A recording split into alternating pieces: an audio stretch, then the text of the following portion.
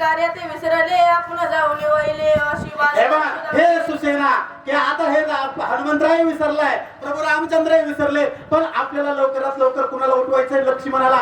आणि 5:45च्या आधी उठवायचं म्हणजे उठवायचं. विषय होय लक्ष्मणा ते कार्य साधी सुसेना म्हणून लागला चरणा कार्य साधना साधावे. आणि मग सुसेनवती राजानं देवाचं दर्शन घेतलं आणि पुढे काय करू लागले? एकोणी सुग्रीव उत्तर सुसेन निघाला सत्वर सका वानरांचा बार पर्वत शिखर. आणि हनुमंतरायला तिथं सोडलं, प्रभू रामचंद्राला तिथं सोडलं. सुसेनानं नळ नीळ अंगद सुग्रीव आणि सगळ्या वानराला घेतलं आणि कुठं निघाले? त्या द्रोणागिरी पर्वतावर. वानरांचा बार सुसेन मंदिरात सत्वर वंगले पर्वत शिखर होते बार शोधावर. आणि हनुमंतराच्या पर्वतावर म्हणजे ते सुसेनवतीराज पर्वतावर गेले आणि औषधी शोधू लागले. दीर्घ पर्वत शिखरे रमणगिरी कंदरे जय पूर्ण सरोवरे कमय. आता त्या पर्वताचं वर्णन काय? सुंदर फुलं, समुद्र म्हणजे त्याचं जल पाणी सगळ्यांना भरलेला तो समुद्र, पण तो डोंगर होता. आग्राची झाडे बहुत चंद्र डोंगर बघत पन्नाग चापे परी जात. विविध फुलाचे जे काही झाड होते त्या डोंगरावर होते. सरोवरी कर्ण किनारे शिविती निरंतर चकारे पशी भुवई चित्रे चोपेरे. त्या ठिकाणी सुंदर असे पशु पक्षी कुकिळा सुंदर गायन त्या द्रोणागिरी पर्वतावर करत होत्या. रम्य पर्वत वानरसिंह हिंडत सुशील वैद्यराज तेत औषध शोधित. आणि मग तो जो काही पर्वत होता की त्या मागवाजाला दिशा सांगायच्या राहिल्या. तो पर्वत कुठं होता? युद्ध कुठं चालू होतं? दक्षिणेला. पर्वत कुठं होता? उत्तरेला म्हणजे हिमालयाच्या बाजूला. तिथून तो पर्वत कुठं आणला? सुवेळाच्या पर्वतावर. आणि तिथं कोण औषधी शोधू लागले? जे डॉक्टर असणारे सुसेन वैद्यराज. समारोग रघुनंदन पर्वत पाहता सावधान झाले औषधीचे दर्शन वैद्य सुसेन हरिखत. वा. आणि मग त्या द्रोणागिरी पर्वतावर सुसेन वैद्यराज औषधी शोधू लागले. औषधीचं काय नाव होतं? की सुवर्ण करणे आणि विशल्य करणे, की जिचं नाम अमृत संजीवनी. त्या सगळ्या औषधी बघित शोधू लागले आणि त्या औषधीचं दर्शन झालं आणि त्या सुसेन वैद्यराजाला आनंद झालेला आहे. रामावे सत्वर आपटवणे औषधी संभार करीत नावाचा गजर वानर वार चालिला. आणि मग या ठिकाणी प्रभू रामचंद्राच्या नावाचा जय जयकार केला आणि ते औषधी घेऊन सुसेन वैद्यराज कुठं चालले? त्या सुवेळाच्या पर्वतावर ज्या ठिकाणी लक्ष्मण बेसावत पडलेला आहे. पृथ्वी तई औषधी चूर्ण केल्याशी रस गोवणी काय. वा वा.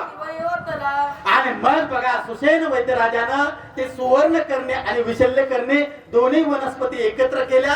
दगड घेतला, दगडाच्या वर त्या औषधी टाकल्या, तो वाटल्या, त्याचा रस केला आणि तो रस कुठं पिळला?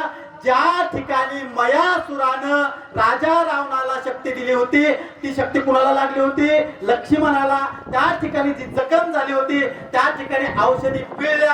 आता लक्ष्मण उठायला पाहिजे ना, आता काही अडचण आहे का? पण बघा पुढे काय होत आहे.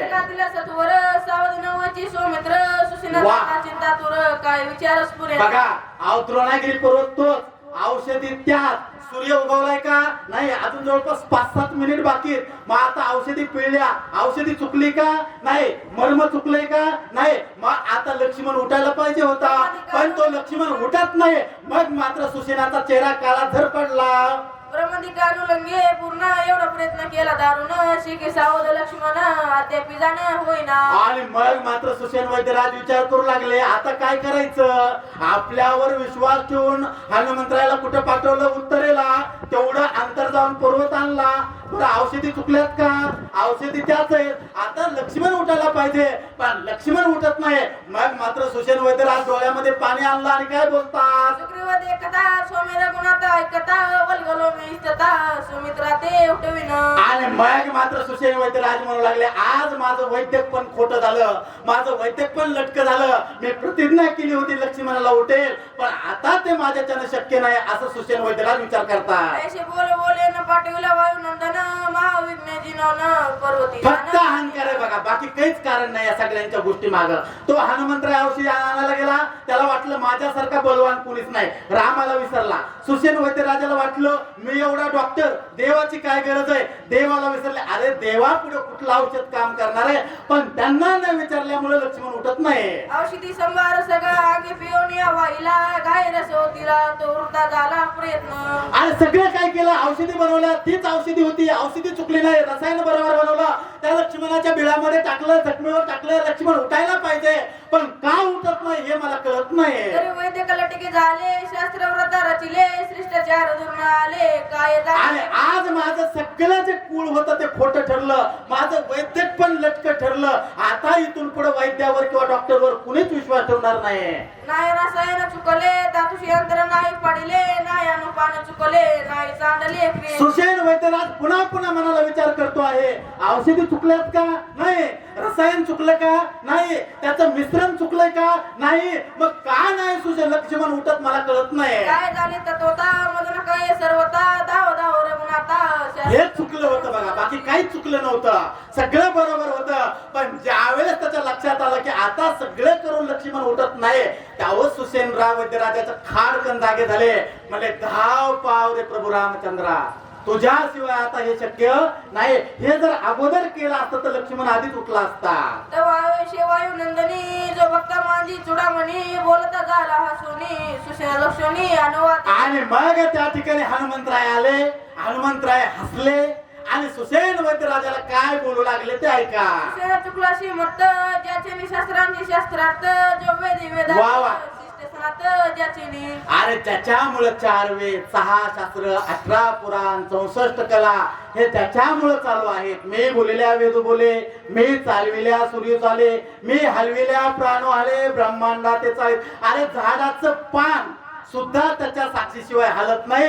अशा त्या प्रभू रामचंद्राला तो विसरला म्हणून हे घडलं. जेने चिकित्सा पाळली केलं जेने शास्त्रे बुजाविली पुराणे वर्तू लागली जया चाली जाणोनी. अरे ज्याच्यामुळं सगळं चालू आहे, ज्याच्यामुळं सृष्टी आहे, आणि त्या देवाच्या कृपेशिवाय झाडाचं पान हलू शकत नाही.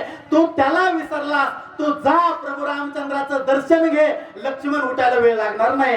विसरवणी रघुनाथा स्वबुद्धी वैद्यक करिता शिना पावला शिवरता स्वकार्यहीन साधेची. आणि मग जाच प्रभू रामचंद्राचं दर्शन घे, त्याच्याशिवाय पर्याय नाही. उगवता दिन म्हणे हारपे तत्काळ रजनी. वा वा. बघा काजवा असतो बघा, सगळ्यांना माहित आहे आपल्याला. काजवा माहित आहे ना? काजव्याला किंमत कधीपर्यंत असते? जोपर्यंत एकदा सूर्य उगवत नाही. एकदा सूर्य उगवला की मग त्या काजव्याला कोणी विचारत नाही. तसं प्रभू रामचंद्र देवादी देव आहेत. आपण सगळे काजव्यासारखे आहोत. जा देवाच्या पायाचं तीर्थ घे, लक्ष्मण उठेल. देवी देखदा रघुनाथ औषधी बार समस्त शक्ती झाली प्रतिहत तुझे तुझ्यासारखंच मला घडलं होतं. द्रोणागिरी पर्वतावर गेलो, प्रभू रामचंद्राचा विसर झाला आणि माझी शक्ती प्रतिहत झाली असं हनुमंतराय सुसेनाला बोलतात. ऐसे कर्म करावे आपण प्रार्थनीय रघुनंदन घ्यावे चरणी तीर्थ मागून. वा वा. छान. आणि मग हनुमंतरायजीने सांगितलं, हे सुसेन वैद्यराजा जा औषधी घेऊन प्रभू रामचंद्राच्या पायापाशी ठेवा. त्यांच्या पायाचं दर्शन घ्या. प्रभू रामचंद्राच्या पायाचं तीर्थ घ्या. तीर्थ या औषधीमध्ये मिसळा आणि मग लक्ष्मणाच्या जखमीवर पिळा. एका क्षणाच्या आत लक्ष्मण उठल्याशिवाय राहणार नाही. औषधी समाजी देक वेग घालून चर्मदक रस देता एक एक सुख दुःख नसेल. आणि मग मात्र सगळं दुःख निरसेल. मग लक्ष्मण उठल, राजा रावण मरेल, लंकेचं राज्य विभीषणाला भेटेल आणि इकडे 33 कोटी देव सुटतील. कोणा कळे जणी नाम अमृत संजीवनी तो प्रत्यक्ष असता अनुदिनी निजाबा. नेमकं तुमची आमची अडचण तीच झाली आहे. प्रत्यक्ष नाम अमृत संजीवनी. नामसन कीर्तन साधन पै सोपे. एवढं नामच सगळं साधन सोपं असताना सुद्धा आपण नाही ते कर्म करतो आहोत. आम्ही वैद्य चिकित्सक शन मात्र प्रतिते देख दाऊ लागत चिनेमेक त्याची देख नाडीले. आणि तुम्हाला काय वाटलं? मला वाटलं मी हनुमंतराय की तुला वाटलं तू डॉक्टर सारखा मोठा कुणीच नाही. पण सगळ्यात अगोदर देव देवापेक्षा कुणी मोठं नाही. जिद्दाशी शिथिला होता अभिमान उठला उचिता तरी अवघ्याची गेले तो आता. काही असो असते, सगळ्यापेक्षा देव श्रेष्ठ आहे. सर्व दुःखांची आपदा प्राप्त झाल्या प्रल्हादा नाम सर्वदा दुःख बाधाची. जेवढं ना फक्त 5 मिनिट बाकी मी बघायला. भक्त प्रल्हाद आहे. प्रल्हाद सुद्धा नाम अमृत संजीवनीमुळे उठला होता. तुझा अभिमान झाला व्रता चरणी ठेवून या माता चरण तीर्थ मागावे. फक्त प्रभू रामचंद्राच्या पायाचं दर्शन घ्या, त्यांचं तीर्थ घ्या. लक्ष्मण आता 2 मिनिटाच्या आत उठेल. औषधी गावी गाली त्रिशुद्धी समुद्र उठेल सतबुद्धी युक्ती साधी हे मान. लक्ष्मण उठेल यात संशय घ्यायची गरज नाही. आता ऐकून कपीचे वचन संतसाला सुशेन मी केला जवाब विमान तो रघुनंदना क्षमा करो. आणि मग सुसेन वैद्यराज प्रभू रामचंद्रापाशी गेले, सांगितलं मला जो अहंकार झाला त्याबद्दल मी सर्वप्रथम देवा तुमची माफी मागतो. मनकट्याने मी सर्वता क्षमा करणे रघुनाथा चरणी ठेवून या माता चरणी देवता घेतले. सुसेन वैद्यराजानं प्रभू रामचंद्राचं दर्शन घेतलं, माफी मागितली, पायावर डोकं ठेवलं, पायाचं तीर्थ घेतलं आणि पुढे काय झालं? औषधी तीर्थ समवेत गाय पीत समस्त समुद्र झाला सवाचित श्री रघुनाथ प्रसादे. आणि पायाचं तीर्थ घेतलं प्रभू रामचंद्रानं, त्या पायाचं तीर्थ घेतलं, औषधीमध्ये मिसळलं. सुसेन वैद्यराजानं त्या औषधी घेतल्या, लक्ष्मणाच्या जवळ गेले आणि पुढे काय झालं बघा. तीर्थे प्रेक्षित शरीर सत्वर उठीला सौमित्र बापू प्रभु रामचंद्र भगवान की जय. पवन सुत हनुमान महाराज की जय. गुरु गुरु बाबा महाराज की जय. आनंद बाबा की जय. संत भगवान बाबा की जय. मग त्या पायाचं तीर्थ घेतलं, त्या लक्ष्मणाच्या जखमेवर पिळलं, लक्ष्मण सावध झाला आणि खऱ्या अर्थाने ही जी काही लक्ष्मणा कथेची शक्ती होती ती या ठिकाणी संपली. पण सांगत असताना फक्त मला एकच गोष्ट सांगायची आहे, ही जी काही जागा आहे ती अतिशय पुनीत आहे, अतिशय पवित्र आहे. आणि वाचून घ्या. आणि याच्या अगोदर आमच्या गावामध्ये जवळपास 50 वर्ष याच ठिकाणी लक्ष्मण शक्तीचा कार्यक्रम झाला. तिथून पुढे या सगळ्या तरुण सहकार्यांच्या वतीनं हा लक्ष्मण शक्तीचा कार्यक्रम झाला. ही काही 50 वर्षाची खंड झालेली परंपरा होती ती पुन्हा सुरू झाली आणि या सद्गुरु बाबाच्या कृपेनं ही परंपरा आपण अशीच पुढे चालू ठेवूया असा संकल्प या ठिकाणी करू आणि थांबू. चला रमेश तारी बापू देतो. चला इकडे चला रमेशराव.